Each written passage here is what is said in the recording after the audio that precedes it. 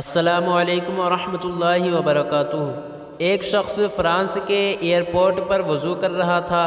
اس سے کسی نے پوچھا کہ آپ کس ملک سے تعلق رکھتے ہیں؟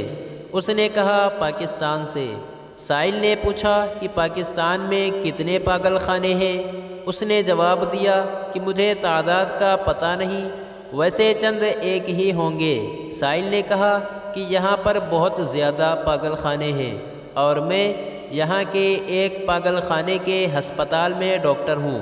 میری پوری عمر اسی تحقیق میں گزری ہے کہ لوگ پاگل کیوں ہوتے ہیں، اور پاگل پن سے بچنے کے لیے کیا کیا احتیاطی تدابیر اختیار کرنا ضروری ہے۔ میری تحقیق کے مطابق جہاں اور بہت ساری وجوہات ہیں، ایک وجہ یہ بھی ہے کہ لوگ اپنی گردن کے پچھلے حصے کو خشک رکھتے ہیں۔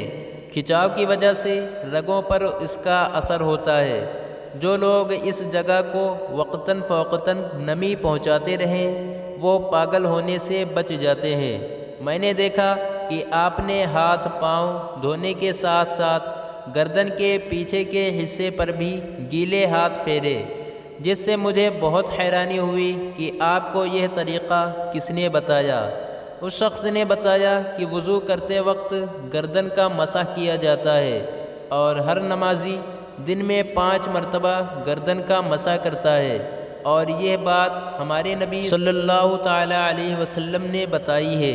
ڈاکٹر کہنے لگا کہ اسی لیے آپ کے ملک میں لوگ کم تعداد میں پاگل ہوتے ہیں۔ اللہ اکبر! ایک ڈاکٹر کی پوری زندگی کی تحقیق نبی علیہ السلام کے بتائے ہوئے ایک چھوٹے سے عمل پر آ کر ختم ہو گئی۔ مزید اچھی ویڈیوز کے لیے لائک، شیئر، کمنٹ اور سبسکرائب ضرور کیجیے۔ شکریہ۔